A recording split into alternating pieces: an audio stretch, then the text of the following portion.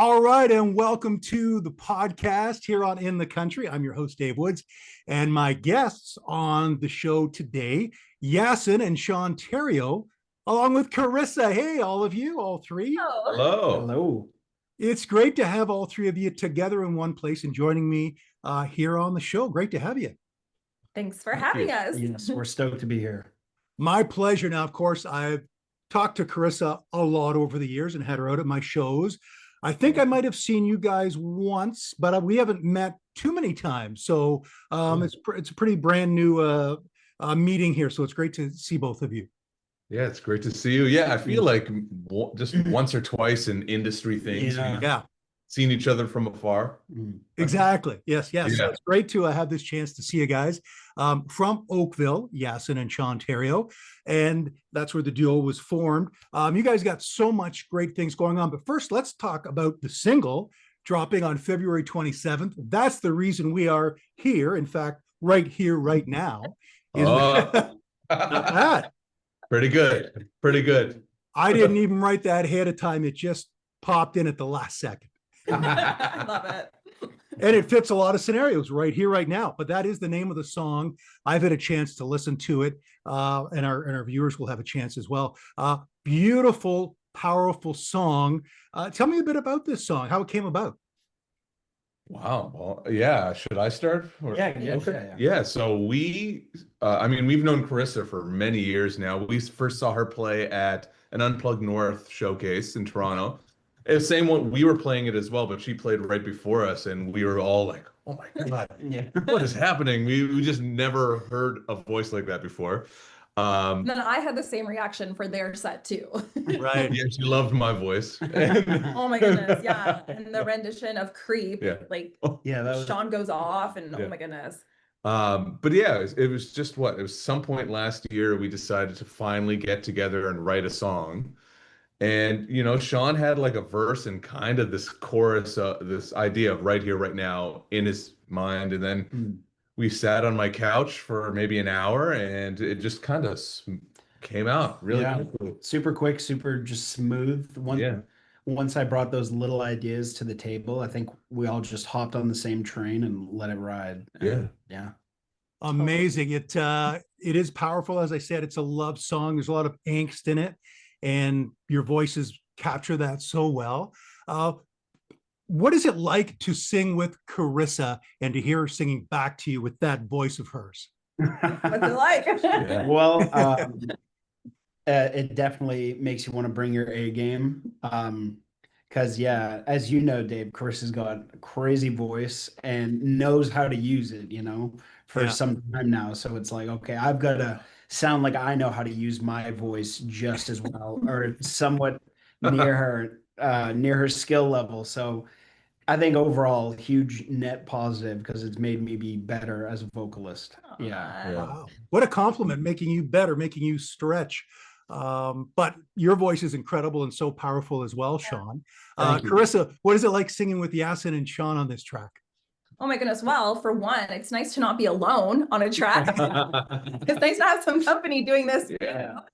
But it's just been an amazing experience. And like Sean said too, like he's an amazing vocalist and YASSiN is like a phenomenal musician and writer. And it's just been a really positive, amazing experience working with these guys.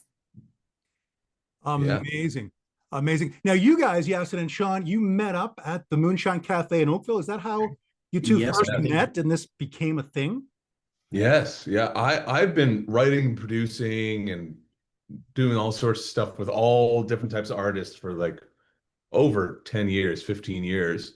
And it was at this point in my career, I kind of got annoyed with working for other artists. And I decided to just become an artist myself. And even though I don't sing, I write songs and I find singers. That was always my thing. Right. And so it was at this point in my career where I happened to walk into the Moonshine for the very first time in my life, to the open mic there, which is legendary to people who know it. Yeah. And Sean happened that same day to walk in to try the open mic for the very first time. And I was just sitting there and he sang Simple Man. And I immediately was blown away. And as soon as he got off stage, he was sitting behind me. I turned around and I said, "Here's my card, kid." And then the day after we went to get a beer, and then the week after we were in the studio because I just had a song I knew he would sound great. Yeah. That is amazing. What a great place to start as a duo, because it's such a legendary venue.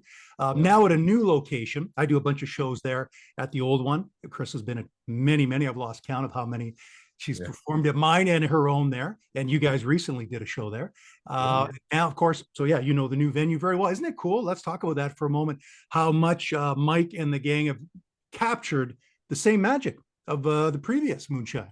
Really like replicated it. Yeah, it's identical in there. It's just a little wider, but everything else is just like, it feels exactly like the Moonshine did. It is crazy. And it's like, yeah, it kind of speaks to that they were able to capture that same magic. It just speaks to overall how magical it's been for a lot of folks, you know. Yeah. They have a lot of people coming in there every Tuesday to go to the open mic, but then just folks who want to come listen to local people, you know, shoot their shot on an open mic. And it's definitely, we now, having gone there, we know what a music community, no matter how big or small, kind of looks like and how it develops. Yeah, absolutely. The Moonshine Cafe is such a perfect example of that.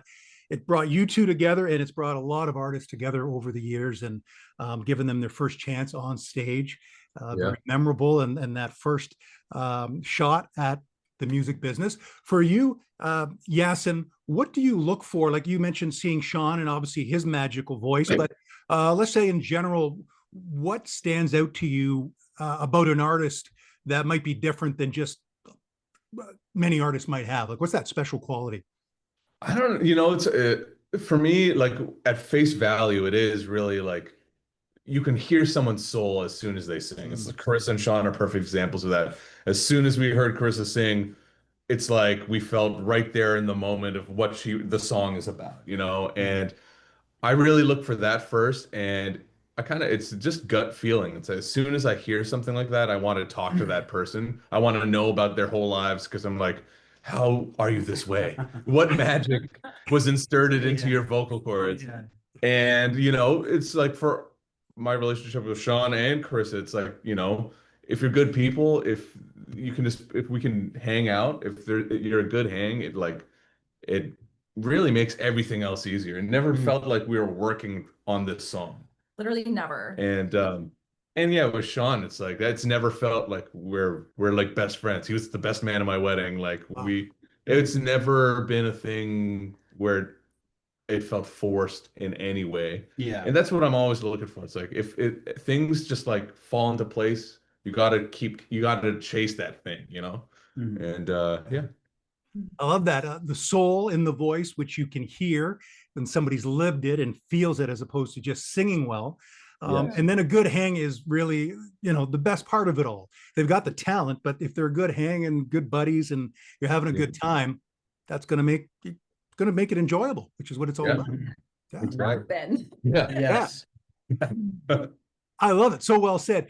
Sean, I want to ask you about your musical influences, the artists. Then I'm going to ask Chris as well, although I know Chris is pretty much, but Sean, tell us the artists over the years who have inspired you from back then to even presently. Yeah, I mean, always seems like such a floating and shifting thing, but there are some mainstays. Like I do remember when Chris Stapleton dropped his first like solo album, or when it came across my desk, I was like, okay, that's pretty cool, and trying to emulate in my own time before I do any music what he sounds like. And then in terms of listening and kind of, yeah, you can sound like someone. Do you want to sing like someone? There's Donny Hathaway, kind of an R&B soul legend. Yeah, of course I'm like Earth, Wind and Fire. Yeah, Philip Bailey, Earth, Wind and Fire for the falsetto. Nice. Obviously Maurice White as well, just for a big soulful, fun, funky voice. And those are just like a few. You know, Bonnie Raitt, I always have to bring up just because she's royalty beyond compare. Yeah. Love Bonnie Raitt. The two songs that come to mind, she's had many, but Something to Talk About. of course, Yep. on the up-tempo side, and then her beautiful ballad, I Can't Make You Love Me, which Oh is yeah. Love that one. Yeah. Yeah. Oh yeah. those are Def- two that come to mind. Those are great influences. Sean, and did you start doing this, start singing as a young kid? Yeah, I mean, some of my family members are pretty musical, so just growing up and visiting them, you kind of catch the bug, and especially once you realize, oh, I'm somewhat suited for this, or like I can get to a certain place a bit easier. Um, yeah, and then I think yeah, some guitar lessons when I was a kid, piano lessons for like a year when I was really young, Nice. and it wasn't until like 25. I was 25 when I stepped on that. That was my first open mic thing, and I was just like at the point where I was working a job, and I said, okay, well, I'll just give it a shot. Who knows? And it's oddly serendipitous the way it worked out. So I'm very much okay with that. Yeah. Amazing. And was the comedy always there for both of you? You do these really funny things on Instagram and So, other platforms. so I feel like for me, before I met Sean, like comedy was always really important to me. I never thought about like when I was in the first grade, in my first grade yearbook, it said like the section where it says like what do you want to be when you grow up, it said a comedian. It's a famous comedian from Oakville is what it said. And so that was kind of the first thing I fell in love with because I could like when I was really young, I could make people laugh. When I got into music, I didn't think it would ever connect, but then again, Sean and I met, and our comedy sense Mm, is very much at the same level. mm, So it's not something we intentionally said, let's do comedy. It's just mm, like part of who we are, and luckily we've been able to translate that in mm. social media, and it's Yeah, done pretty okay for ourselves. So Yeah.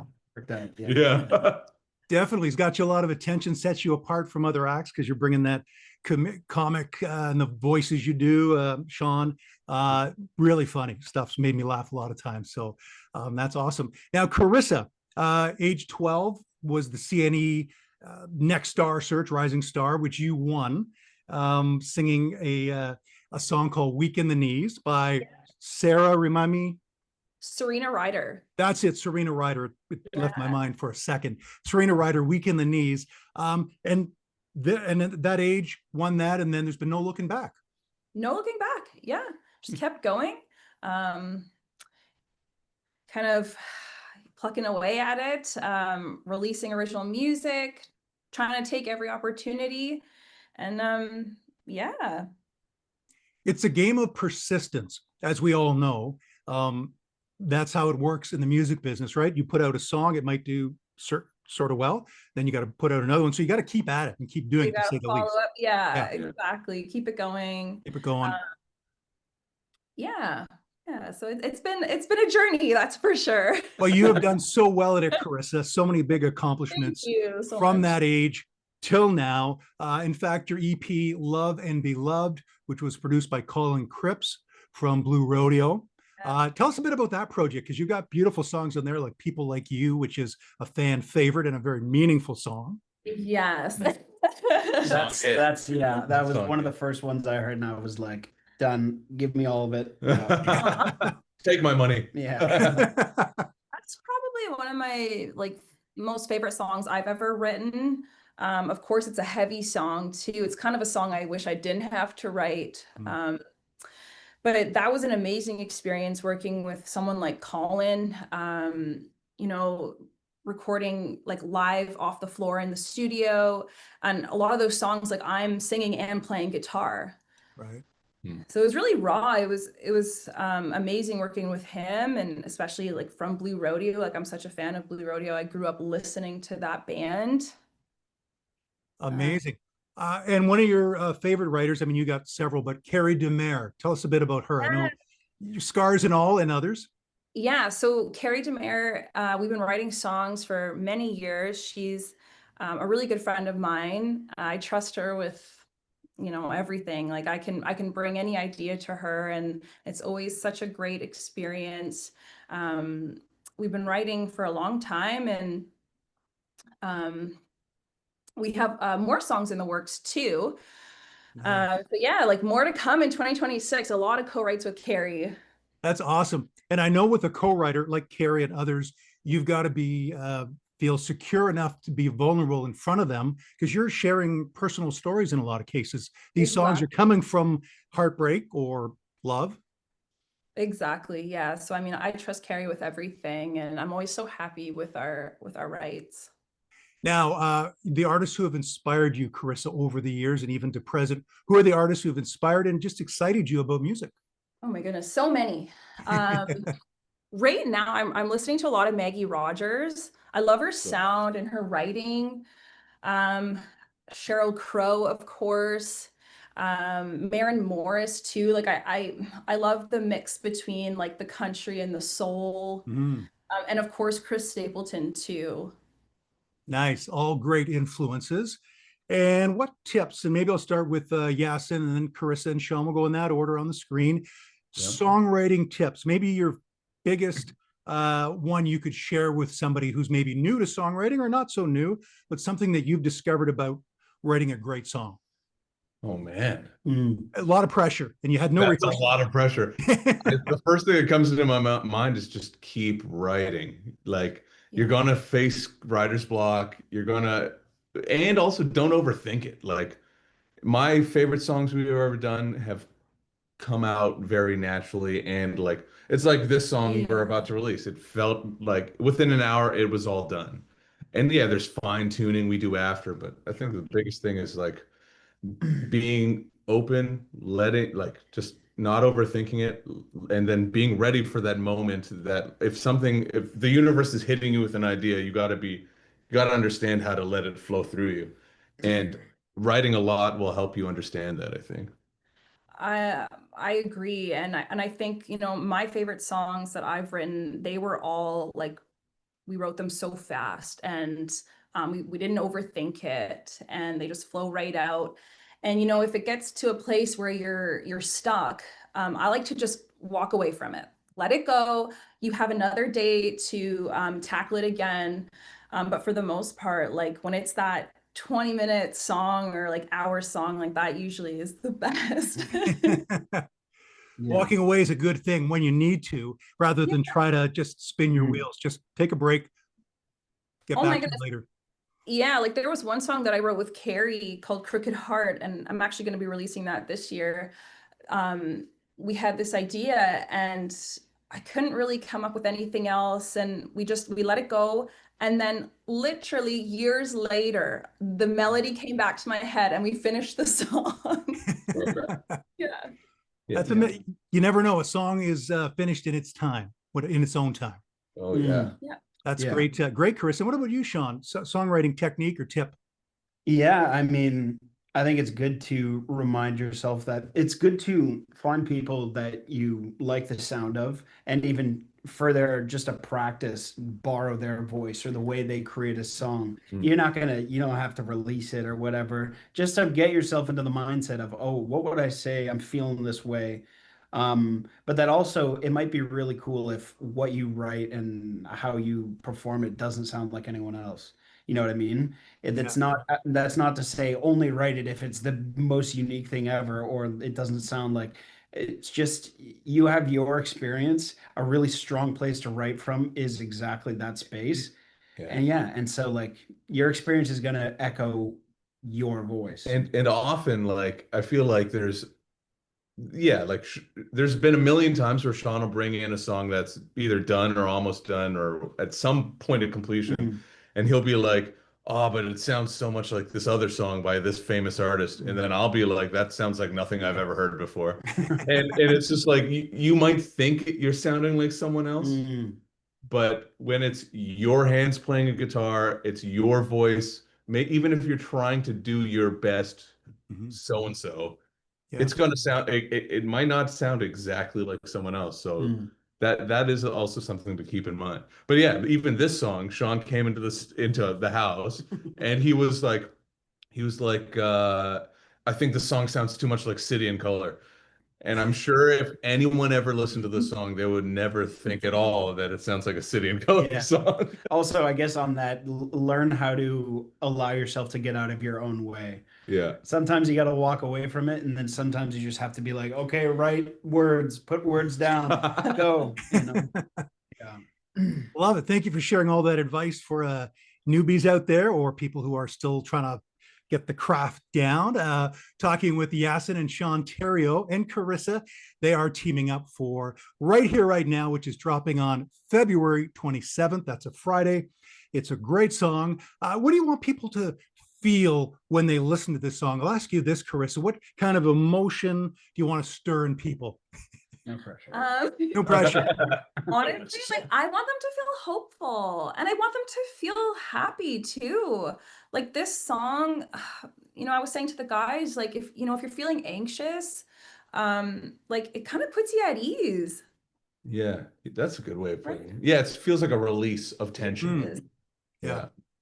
To us, it's like, yeah, I feel like this song it's about like dreamers. It's about like prioritizing your dreams rather than letting it sit in the side while like the stresses of life hit you. And then especially the bridge of the song, it's like there's literally a musical release where to us, every time I listen to it now, it just feels like just a breath of fresh air. Like, oh my gosh, I can like pursue my dreams. And yeah, I think I would like people to feel hopeful towards their dreams. So for sure.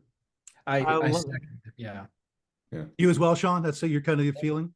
Exactly that. If people walk away feeling those things with this song, I think we kind of nailed it. So Yeah. Absolutely. And what better thing to do with music than to give people hope? Yeah. That's such a great thing. A lot of music does it. And when it does that, it gives you that feeling. I mean, that's a great thing to be a creator of. Yeah. We hope it translates. We'll keep our fingers crossed. We'll find out on February 27th. We'll find out in a bit. Yeah. I think that will be the result. And you guys are following this up, YASSiN and Sean Terrio, with a full album in this upcoming summer, 2026. The album, is it all done? Songs written, ready, or is there any last minute tweaks? We just on Sunday, like 2 days ago, we just recorded what we think is the last song on the album, which it's the first track on the album, but the last song to be recorded. Okay. Who knows? There might be one or two extra ones we throw in there, but the bulk of it is done or in the mixing process. And yeah, we thought it was going to be a few singles at first. Then we were like, oh, it could be an EP. And then all of a sudden we had 9 songs and we're like, what are we going to do now? And so it's an album and we're excited about it. That's amazing. Have you titled it yet? You might not be able to tell me, but I think we'll save that for our next conversation. Okay. But yes, we do have a title. Yeah. Good. You've got it. And people have to stay tuned to part 2 of this interview, maybe in the spring, summer for sure. I look forward to that. Amazing. I just want to tell some people about you. They've gotten to know you, but just some of the great stats. Over 95 million views across social platforms. That's a hell of a lot of views. 95 million and counting. And 100,000 followers across those platforms. You recently hosted your annual Rock the Halls charity show, which is always a great thing to do for charity, a charity type of show. You raised $12,000 and collected, this is really cool, 350 pounds of food for the Daily Bread Food Bank. Incredible. Congrats on that. Thank you. Thanks, yeah. Thank you. Yeah. That's got to feel good. It definitely was kind of like the crown jewel and the end of a good year, an excellent year. So it's like, okay, we did something especially good. Yeah, it's funny hearing those stats being spoken back at us because it's like all the social media stuff. It's hard to make it feel real because it's just it's on your phone. But then the charity thing, like it really feels like, we did that. Yeah, totally. So that feels really good, honestly. Yeah, that's a good point with social media. We put stuff out there, we get reactions, of course, but until we see people in person, we're not making the same kind of connection. And maybe we don't realize how impactful we've been until somebody actually says to us verbally at a show, they love what we do. And that's so, yeah, we got to be in person to more things, as artists and hosts. Agreed. Mhm. Yeah. Agreed. That's where the magic happens. You guys have accomplished so much and so much more on the way, all three of you. It's been a pleasure having you here. YASSiN Sean of the Sean Terrio fame and Charissa. Thank you so much, Dave. Thank you. We got one name wonders here, except Sean has a last name. Yes. We He had to be I had to be extra. different. Yeah. have to change it up a bit. We've got Cher and we've got, Reba and we've got YASSiN and Charissa, but Sean Terrio, Yes. which is very cool. Anyway, it's been a real pleasure chatting with all three of you. I love the song right here, right now. I'm looking forward to when it drops so I can see everybody else's reaction out in the world. And we will chat with you again in the near future. All right. Thanks, Dave. Thank you. Thank you, Dave. All right, guys, take care. We'll see Take you next care. time here and in Yes. the country. Thanks for tuning in, everybody. Take care. Take care.